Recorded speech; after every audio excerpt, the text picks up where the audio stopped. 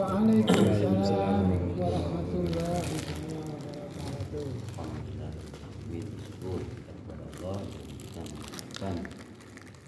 Alhamdulillahirabbil alamin. Kemudian mengharapkan syafaat kepada Rasulullah, kita mengucapkan Allahumma sholli ala sayyidina Muhammad wa ala ali sayyidina Muhammad. Alhamdulillahirabbil alamin wa nasta'in wa ala alihi wa sahbihi wa asyhadu anna Muhammadin abduhu wa rasuluhu nabi ba'da. Rabbi sholli sadri wa yassir li amri wahlul 'uqdatam min lisani yafqahu qawli. Subhanaka la ilma lana illa ma 'allamtana. Shadaqa rasulullah nabiyil karim wa nahnu muqtadin syahidin musyahirin. Kita masuk kepada kemarin syarat 2 khutbah, sekarang kita masuk kepada sunat yang bersangkutan dengan khutbah. Ini wajib diketahui buat kita karena sebagai seorang makmum jamaah juga harus tahu syarat dan rukun khutbah. Jangan cuma jadi penonton doang. Main bola sama yang main bola, penama penonton pinteran mana? Penonton. Oh, Ronaldo nggak masuk, bego lu gitu kan. Coba yang main dia, belum tentu malah tentu disengkat ya. Kalau disengkat orang iya. Rafli gitu main bola. Oh, bisa tiang gawang ini hajar dulu. Sunat yang bersangkutan dengan khutbah. Yang pertama, khutbah itu hendaklah dilakukan di atas mimbar. Sunnah khutbah itu di atas mimbar.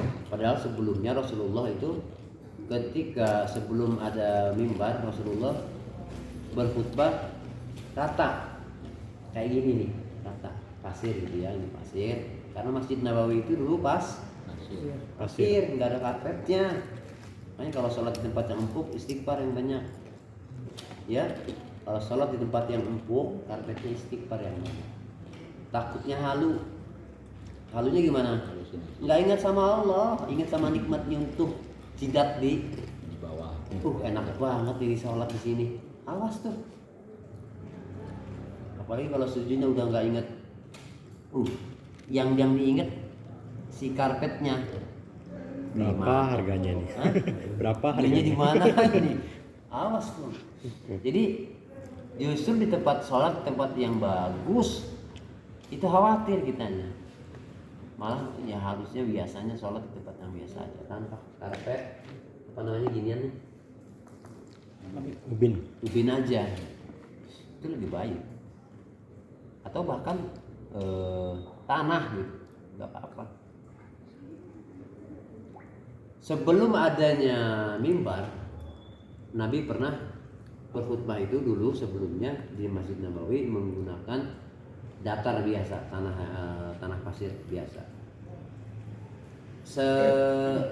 Dalam khutbah Nabi itu selalu bersandar ke pohon kurma, karena di depan mimbar Nabi itu ada pohon kurma yang selalu disandarin oleh Rasulullah. Ketika itu setelah sholat berjamaah selesai, ada seorang sahabat bilang, ya Rasulullah, bagaimana kalau aku buatkan mimbar? Tafadhol, silahkan kalau kamu mau. Maka dibuatkanlah mimbar oleh Rasulullah, dan mimbar itu bertangga 3, 1, 2, 3. Jadi yang ketiga itu sudah naik di atas. Bukan 1, 2, 3 yang keempat baru ada di atas, tidak. 1, 2, 3 ada di atas. Jadi undakannya ini 1, yang kedua, yang ketiga sudah tempat mimbarnya, ratanya gitu ya. Jadi jangan 1, 2, 3, ini baru mimbar tempat berdirinya. Itu berarti berapa? 4. Yang disebut 3 itu begitu, jangan sampai yang bawah nggak dihitung nih, karena ini bukan mimbar, ini dataran atau tanah biasa. Perhatikan di masjid-masjid, kalau yang mengikuti sunnah mimbarnya, karena apa? Ketika Nabi dibilang, ya Rasulullah, bagaimana kalau aku berikan mimbar, tafadhol, silakan. Nabi membiarkan bahwa sahabat itu membuat mimbar dengan 3 undakan. Itu juga pasti dari ilham Allah Subhanahu wa taala. Maka dibuatlah 3 tangga, 1, 2, 3. Yang ketiga sudah mimbarnya tempat itu. Perhatikan kalau kamu sholat di masjid-masjid, mimbarnya ada berapa, tangganya ada berapa. Kalau dia 3 artinya tangganya cuma 2 ya. 1, 2, yang ketiga adalah mimbar. Itu berarti diikuti sunnah. Kalau tangganya ada 3, yang keempat itu mimbarnya, berarti itu nggak ikutin sunnah. Nggak apa-apa, nggak salah, cuman nggak ikutin sunnah. Ketika Nabi diberikan mimbar, maka setiap Nabi mau khutbah itu ada yang nangis. Siapa yang nangis? Yang lain nggak ada yang tahu, cuma Rasul yang tahu. Kok ada yang nangis setiap saya mau khutbah? Nggak taunya yang nangis itu pohon korma yang biasa disenderin sama Nabi. Itu di Bukhari Muslim ada hadisnya. Jadi ketika itu ditanya sama Rasulullah, kenapa kamu nangis wahai pohon korma? Ini bukan dagelan ya, ini bukan saya ngomong kosong. Rasul itu yantiku anil hawa in huwa wahyun yuha. Dia itu kalau bicara itu bukan atas kemauan hawa nafsu, itu pasti datang dari Allah. Maka ketika ditanya, kenapa kamu nangis? Percaya nggak kalau Rasul ngomong sama pohon? Percaya. Apa yang enggak? Nabi Sulaiman bisa ngomong sama semut, ya kan? Nabi Isa bisa bangunin orang mati. Nabi Muhammad bisa ngebelah bulan. Nabi Musa bisa ngebelah laut. Melempar tongkat jadi ular. Nabi Ibrahim dibakar, ya kan? Nabi Muhammad banyak banget mukjizatnya. Salah satunya dia bisa manggil pohon datang nyamperin dia. Ada satu riwayat Nabi manggil pohon itu nyamperin dia. Coba. Setiap Nabi lewat, semua pohon nunduk, semua batu bertasbih. Dia membacakan sholawat Allahumma sholli ala Muhammad wa ala ali Muhammad. Setiap dia lewat, dia nggak pernah kena sinar matahari. Kenapa? Ada awan, bukan dipayungin kayak jenderal gitu, enggak. Itulah saking mulianya Rasulullah. Bodoh kalau kita membiarkan diri kita itu menjauhi Rasulullah. Bodoh seorang muslim yang tidak bersyukur kepada Allah menjadi muslim menjauhi Rasulullah dengan menghindari daripada kebaikan-kebaikan yang Rasulullah berikan. Ketika ditanya kenapa kamu nangis wahai pohon kurma, aku sedih ya Rasulullah. Sebabnya kenapa setiap engkau khutbah sekarang engkau tidak pernah bersandar lagi kepada aku. Kata Nabi apa? Engkau adalah salah satu pohon kurma yang nanti akan bersamaku di surga. Berhenti nangisnya. Merinding gak? Merinding. Engkau adalah salah satu pohon kurma yang nanti akan berada di surga bersamaku. Cuma disenderin doang. Dia senang kepada Rasulullah, masuk surga.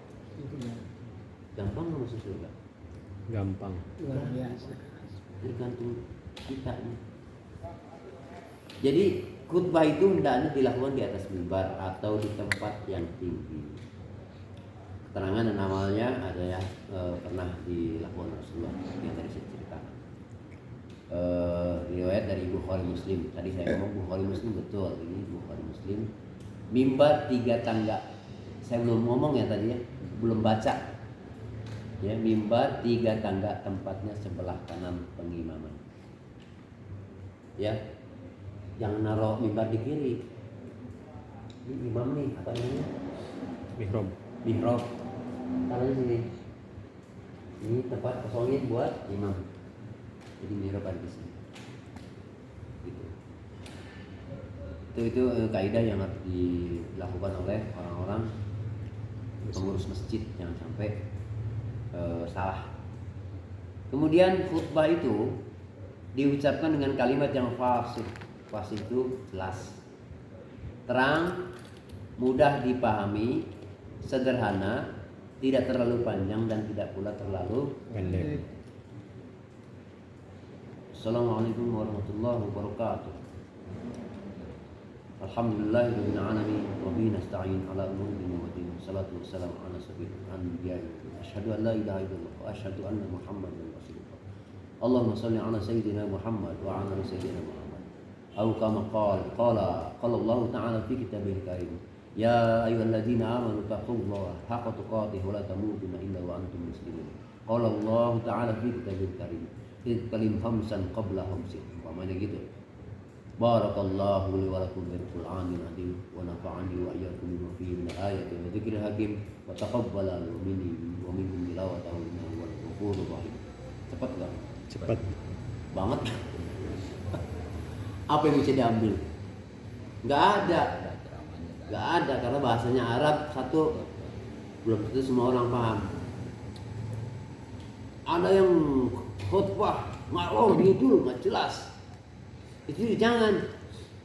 Saya kalau khutbah paling panjang tuh 20 menit itu paling panjang. Kalau khutbah lebih dari 20 menit itu udah nggak enak ngeliat jamaah. Ada jamaah begini aja saya mah. Tuh udah kikuk. Iya ada jamaah ngeliat jam aja. Artinya apa? Tuh Pak, saya mau makan nih. Karyawan. Harus tahu Berdirilah karyawan. Iya, jadi khotib juga harus tahu diri, jangan seenaknya gue. Ada kadang-kadang saya jadi makmum, jadi jamaah. Khutbahnya udah ngalor gitu, nggak jelas kemana tahu arah. Kan kita tahu seorang khotib dengan khotib paham. Maaf, naudzubillah. Bukannya sombong. Jadi yang diucapkan kalau memang beruntut ataupun maknanya ada, kena gitu dalam satu titik, enak didengarnya. Ini udah satu titiknya kena sama dia, ditambahin lagi. Ketika ngomong berikutnya itu akan tambah omongan. Keluar lagi hadis, keluar lagi debat. Begitu kalau orang suka khutbah. Maka ketika khutbah jangan nambah pembicaraan yang pembicaraan itu justru akan menambah materi baru. Hati-hati nanti kalau teman-teman siapa tahu udah besar atau udah menikah, udah di mana sajalah bisa khutbah, alhamdulillah. Salah satunya harus tahu diri. Jangan mentang-mentang kita di atas mimbar, nggak ada yang protes memang. Cuman ketika Allahumma ighfir lil mu'minina wal mu'minat, amin. Iya kan? Aminnya nggak enak. Wal muslimina wal muslimat, amin. Itu udah buruan lo gitu. Kalau kitanya udah kode itu udah keras. Jadi jangan sampai kita dolim sama orang lain. Dolim itu begitu, jangan dikira nggak dolim. Yang ketiga, khotib hendaklah tetap menghadap orang banyak. Jangan berputar-putar, atau ngomongnya jangan muter-muter nih. Karena yang demikian itu tidak disyaratkan. Ada kan khotib yang ngomongin muter-muter, udah mau diomongin, omongin lagi. Nabi itu gini, udah mau ngomong sana, balik lagi ke situ. Nabi itu gitu kan. Hadisnya dibaca itu lagi. Itu udah mentok. Maka udah enak, sudahi saja. Jangan pengen kelihatan khutbah itu seperti seorang guru besar. Kaidahnya begini. Orang bodoh dibilang pintar senang enggak? Enggak. Orang bodoh dibilang pintar senang enggak? Senang. Orang pintar diomongin bodoh senang apa enggak? Enggak. Kebalikannya. Begitu pula dengan khotib. Khotib yang ilmunya pas-pasan, maka dia akan berputar-putar dalam berbicara. Kayak saya gitu. Saya kalau ngomong suka muter-muter, nggak jelas. Karena ilmunya pas-pasan, segitu-gitunya. Ketika saya dibilang pintar, senangnya bukan main. Nah saya nggak pintar-pintar amat, ini dibilang bodoh sama orang bodoh, sakit hati, iya kan? Itu kaidahnya. Jadi kalau ada orang dibanggakan dengan ilmunya, ketika dia berbahagia dengan dibilang pintar, maka sesungguhnya dia itu sedang menyombongkan diri, Tersesat. ya. Hati-hati. Azan pintar amat kamu ngaji, masya Allah. Nggak ada ucapan alhamdulillah. Gue, ya kan? Di atas rata-rata. Gue tarkul amal li ajlin nas Ria. Ya, takut beramal karena takut kepada manusia, ria. Wal amalu minnas, beramal karena manusia, itu lebih bahaya. Ya. Yang keempat, membaca surat Al-Ikhlas di antara sewaktu duduk di antara dua khutbah. Jadi kalau saya nggak baca Al-Ikhlas, saya baca apa namanya? Nabi. Baca sholawat. Allahumma sholli ala sayyidina Muhammadin abdika wa rasulika wa nabiyyika. Saya baca sholawat itu. Ya paling sekali, karena Allahumma sholli di bawah sholawat saya sholawat. Kalau nggak itu saya berdoa. Karena yang dapat doa mustajab itu jangan makmum doang. Itu kan di situ doa mustajab. Ketika khutbah itu diselesaikan sama si khatib dan dia duduk, barakallahu wa lakum fil Qur'anil azim wa nafa'ani wa iyyakum bima fihi minal ayati wa dzikril hakim wa taqabbala wa minni wa minkum tilawatahu innahu huwal ghafurur rahim. Buru-buru kita baca Allahumma shalli ala sayyidina Muhammad. Langsung doa. Yang paling penting apa aja deh? Apa? Allahumma ighfirli dulu. Kalau saya begitu, minta ampun buat orang tua saya. Karena saya paling senang kesempatan untuk berdoa di dalam khutbah, dua khutbah itu doa untuk orang tua saya yang sudah meninggal. Karena saya saking sayangnya sama mereka berdua, takut mereka disiksa sama Allah, jadi saya minta ampunkan. Karena kata Nabi, ada seorang ibu yang nanti di akhirat itu akan mendapatkan tajul minan nur, akan mendapatkan mahkota dari cahaya, padahal dia tidak melakukan ibadah yang banyak, tidak melakukan ibadah yang luar biasa, dia tidak tahajud, dia tidak sholat dengan sempurna, dia bacanya kurang, dia ngajinya nggak pernah atau jarang-jarang. Tiba-tiba dia mendapatkan tajul minan nur. Lalu dia bertanya kepada Allah, ya Allah, kok saya dapat begini? Saya ini apa? Saya ngapain di dunia? Saya nggak melakukan apa-apa. Apa kata Allah? Ghafarallahu min waladih. Itu adalah pengampunan atau istighfar anakmu untuk dirimu. Subhanallah kan. Maka mulai sekarang berpikir mencari istri yang baik, istri yang soleh insya Allah, dan melahirkan anak-anak yang akan membuat diri kita itu mengistighfarkan kita setelah kita mati. Itu yang paling penting, bukan anak yang dididik dengan wah kuliah ke Jepang, nggak penting. Ya, wah bisa elektronik, nggak penting. Kalau dia nggak bisa ngaji, nggak ada apa-apa. Orang bisa Fatihah dengan orang bisa elektronik, lebih bahagiaan orang yang bisa Fatihah. Karena di akhirat nggak ditanya elektronik. Kagak, malaikat nggak nyentuh-nyentuh. Lu bisa tahu potensio, tahu itu IC apa, tahu lu gimana cara masukin konektor. Kagak. Tapi tahu kamu bacaan Fatihah, bisa. Coba nanti dites. Kita yang hafal Quran dites sama Allah. Hafal surat apa? Fatihah ya Allah, baca. Bismillahirrahmanirrahim sampai nanti. Setelah itu Al-Baqarah hafal ya Allah. Alif Lam Mim, terus udah segitu doang ya Allah. Setiap surat nanti semakin naik apa yang kita hafalkan, maka di derajat kita akan semakin tinggi. Kenapa habis berebutan menghafalkan Al-Quran? Ingin mendapatkan kedudukan yang tinggi bersama Rasulullah. Kalau saya ruku-ruku, kalau tabarok aja tuh bahagia banget. Nanti saya jelaskan soal tabarok. Kemudian jadi membaca surat Al-Ikhlas. Yang kelima, menertibkan 3 rukun, yaitu dimulai dengan puji-pujian. Apa itu puji-pujian yang kemarin? Alhamdulillah. Pujian itu alhamdulillah, itu segala puji bagi alhamdulillah. Artinya alhamdulillah itu segala puji lillah, bagi Allah, milik Allah. Lillah itu milik Allah. Inna lillah, sesungguhnya kita milik Allah. Terus lillahi ma fi samawati, milik Allah ma yang ada di langit, ma fi samawati wal. Jadi milik Allah, yang lillah itu milik Allah. Ayo belajar bahasa Arab dikit-dikit. Kalau yang saya jelasin kan saya suka nerangin tafsirnya ini artinya. Diingat-ingat.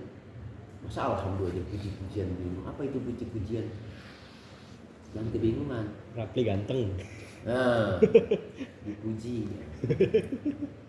Yang pertama puji-pujian, yang kedua Sholawat. Gimana sholawatnya? Yang paling pendek. Kemudian setelah sholawat lalu kita ini rukun buat si khotib. Lalu membaca wasiat. Apa itu wasiatnya? Ittaqullah. Bagus, itu pintar. Alhamdulillah. Yang keenam, pendengar ataupun jamaah hendaklah diam serta memperhatikan khutbah. Apa ayat yang diterapkan di sini? Asbabun nuzulnya, kalau hadis disebut asbabul wurud, kalau Quran disebut asbabun nuzul. Artinya apa? Nuzul itu turun, asbab itu sebab.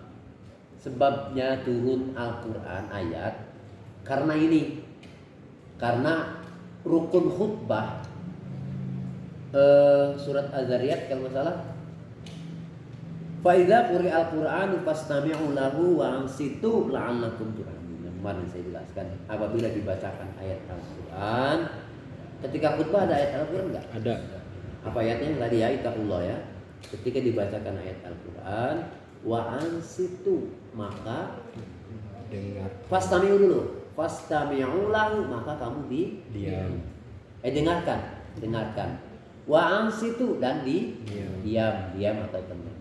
La'allakum turhamun. La'alla kalau dari manusia pasti enggak? Kalau dari Allah Pasti. artinya la'alla di situ pasti kamu akan mendapatkan rahmat daripada Allah Subhanahu wa taala. Kenapa harus diam? Ini hadisnya. Banyak ulama mengatakan bahwa haram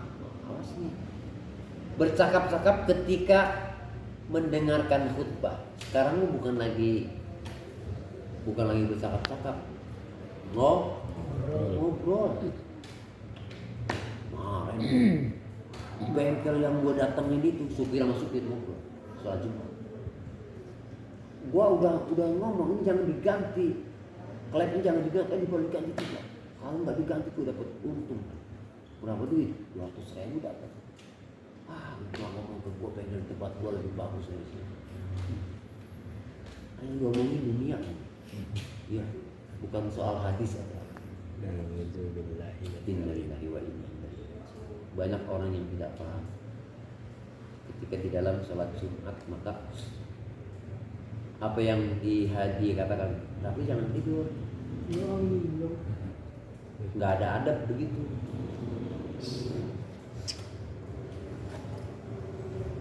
Kalau mau tidur, ngelonjor sini. Terus saya sholatin.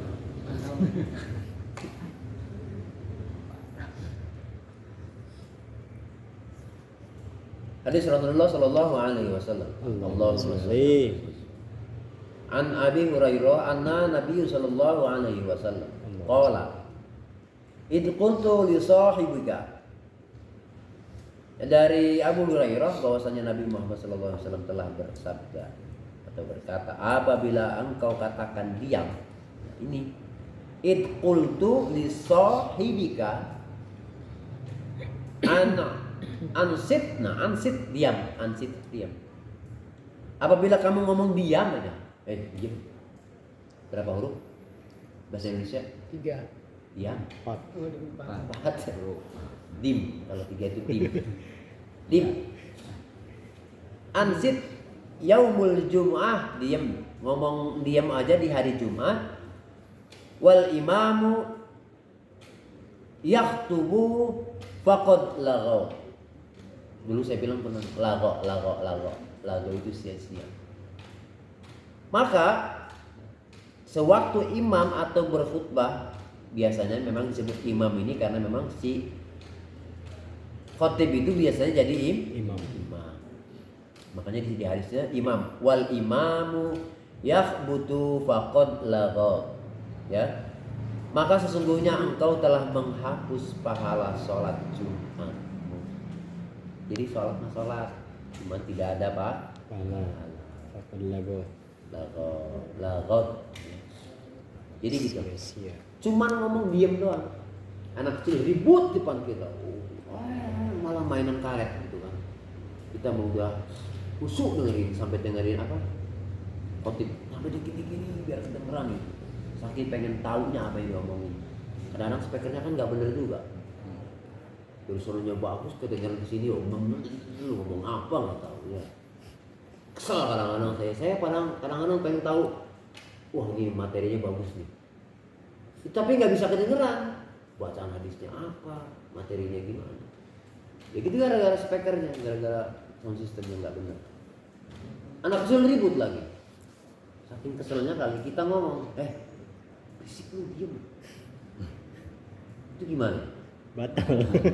Lagu banyak Ya. hurufnya. Sholatnya nggak batal. Cuman tidak ada apa? Kagak dibayar. Kerja sebulan capek gitu kan, gua keringetan, belepotan. Pas udah tanggal 30, ngapain mas? Nah gajian ya Allah, kagak ada. Kok nggak ada? Batal. Kok nggak batal? Ya lu ngomong diem. Ya, jadi di akhirat nggak usah minta gaji, nggak usah minta pahala Salat. Ya Allah saya tanggal 20 berapa tadi? 28. Tanggal 28 bulan Oktober 2002 saya sholat ya Allah. Iya lu sholat gua tahu. Tapi lu ngelerai orang yang lagi berisik. Iya kan? Enggak, enak aja, enggak gitu. Ini videonya ada. Emang enggak ada videonya ada. Kita ini ngobrol begini ya kajian nanti ada. Nanti di surga insya Allah, amin. Amin ya Di Allah. surga kita bisa melihat perilaku kita nih. Kayak begini makan apa namanya? Korma. Roma. Ini. Roma. Biskuit Roma dari azan. Korma. Rapli yang lagi ngantuk. Nanti ada dikasih lihat sama Allah nih kelakuannya Rapli dulu nih. Ada yang ngaji suruh ngapalin idajah nggak kelar-kelar. Ya, ada yang baca ini susah. Itu nanti kelihatan. Ya, ada yang ngomong aja lu berisik hatinya gitu ya. Khotbah nggak beres, capek gue yang dulu pulang. Ada, nanti dikasih tahu hatinya ngomong apa itu Allah kasih tahu. Nih, si Anu ngomong ini nih waktu lagi ceramah. Berisik lo, sok tahu lo, tahu dari mana lo. Makanya, ya ente di depan saya terserah mau ngomong apa, nanti saya tahu kok. Ya, nanti saya tahu. Dibuka ini ya, Bang. Dibuka. Ternyata ya. Tapi nggak bakal ada kebencian. Karena di surga itu sudah tidak ada Kebencian. Ada. Orang yang punya kesombongan, punya kebencian, makanya tidak akan masuk surga. Kamu benci saya enggak? Enggak. Serius. Kok matanya begitu? Ngantuk. Oh ngantuk. Emang datang pengajian begitu, setannya banyak. Tapi kalau di rumah enggak. Kencang di mata ya. Jam 2 juga melotong. Pusreng. Oke, yang kedua lagi ya. Dua lagi. Yang ketujuh, khotib hendaklah memberi salam di terakhir. Demikian kita khutbah yang saya sampaikan semoga bermanfaat. Kemudian Allah maghfiril mu'minin situ kan terakhir wassalamualaikum warahmatullahi wabarakatuh. Salam. Yang kedelapan, khotib hendaklah duduk di atas mimbar sesudah memberi salam dan sesudah duduk. Itulah azan dikumandangkan. Azan dikumandangkan ini berarti kaidah yang dari ketika hendak duduk di atas mimbar sudah memberi salam. Oh, anak azan nih. Aduh kalau nggak memahami salah Tafsir. Azan nih, Allahu Akbar. Kalau Muhammadiyah kan dia langsung naik. Iya. Selesai langsung naik. Kalau kita sholat Sunnah. Jadi ketika dia naik langsung dia mengucapkan salam. Maka ketika hendak duduk di atas mimbar sudah memberi salam tadi assalamualaikum warahmatullahi wabarakatuh, dan sesudah duduk itulah azan dikumandangkan. Adzan kedua maksudnya ya. Ya, dan kalau kita Kalau kita adzan ke kedua. kayak gitu, mudah-mudahan nanti juga. Ya. Jadi ada 8 yang harus kita pahami. Yang pertama, khutbah harus dilakukan di atas mimbar. Kemudian khutbah itu diucapkan dengan kalimat yang fasih, nggak boleh kepanjangan, nggak boleh pendekan, jangan seenaknya. Awas nih nanti siapa tahu udah besar jadi ustadz, bahkan jadi kiai. Amin ya Allah. Mana tahu tiba-tiba ada yang nyekolahin Agung ke Kairo, ya nggak, dibawa ke Kairo. Amin. Masya Allah. Sekolah di sana tiba-tiba pulang-pulang jadi syekh. Saya Syekh Kairo. mana Om Prabu yang dulu ngajarin saya Iqra? Masih begitu aja Om. Saya udah ini nih MA nih. Ya kan? Coba ayo ngaji kitab sama saya Om. Astagfirullah. Nggak apa-apa. Siapa tahu jadi orang yang alim. Amin. Ya, insya Allah bisa khutbah. Tapi harus berusaha. Harus berusaha untuk menjadi semakin hari semakin baik, ningkat. Nggak mungkin kalau kita ningkat nggak jadi itu. Yang namanya orang baik, orang yang alim, ningkat pasti mentoknya ke situ. Iya. Ngajar, jadi punya murid, punya baca kitab, kemudian jadi imam, jadi khotib, apalagi ke situ larinya. Maka kaidah yang saya sampaikan tolong diingat-ingat. Kalau jadi khotib jangan Panjangan. ingat kalau ada makmum jamaah udah begini, udah ya salah, jangan seenaknya. Gitu. Ada kalau orang Amerika itu kan sering punya penyakit insomnia, nggak bisa tidur. Kalau orang Muslim juga begitu masuk khotib naik mimbar udah langsung tidur. nggak usah beli obat. Pokoknya orang Amerika pengen mudah tidur, masuk Islam, ikut sholat Jumat, Tidur kan. selesai, nggak ada urusan lagi dengan obat, langsung tidur. Masuk sholat Jumat, adem, empuk, ber-AC. Assalamualaikum warahmatullahi wabarakatuh. Selesai, nggak usah berobat. Jadi seperti itu. Kemudian membaca surat Al-Ikhlas ketika duduk. Khatib tidak tetap menghadap ke orang banyak, yang membelakangi nggak boleh. Mereka 3 rukun 7 pujian, sholawat dan berwasiat. Kemudian pendengar hendaklah diam, tadi diam, nggak boleh ngomong ya. Mulai sekarang yang udah tahu, kalau sholat Jumat mau ada babi loncat kayak di depan kita, diem. Nggak mungkin juga ya. Ini istilahnya saking kita harus diemnya lah gitu ya. Ada apa kayak di situ? Tetap aja diam. Kalau lagi sholat Jumat. Kalau masalah anak kecil ribut, nggak ceremcil. Ya, ini singa lah, tiba-tiba loncat ke situ, wur gitu, udah diam aja, nggak usah teriak. Kali makan Om. Lu nggak apa-apa, surga. Iya. Suhada. Sahid. Nggak mau masuk surga. Masuk surga tanpa hisab. Saya nggak mau. Kecuali gigit kecoa, mati enggak, pilek iya.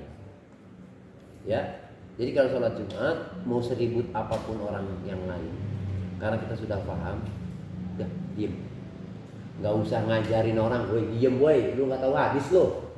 Abu Hurairah ini hadisnya, bacain sama lo.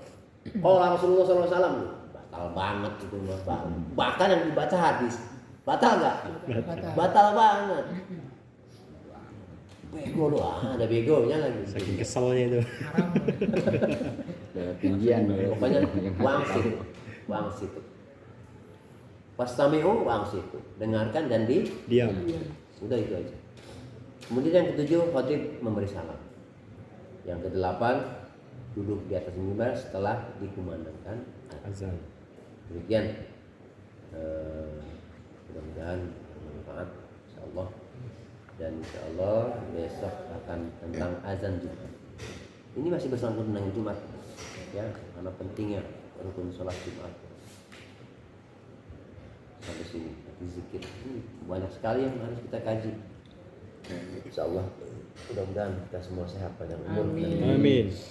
dimudahkan untuk melangkah ke sini. Amin. Ya, walaupun gurunya masih kayak begini ya insya Allah yang disampaikan tidak keluar daripada hadis dan Al-Quran insya Allah. Mohon maaf apabila ada kata-kata yang menyinggung. Ya Rafli, jangan benci saya. Kalau benci nggak apa-apa, saya enggak. Ya. Assalamualaikum warahmatullahi wabarakatuh. Waalaikumsalam warahmatullahi wabarakatuh.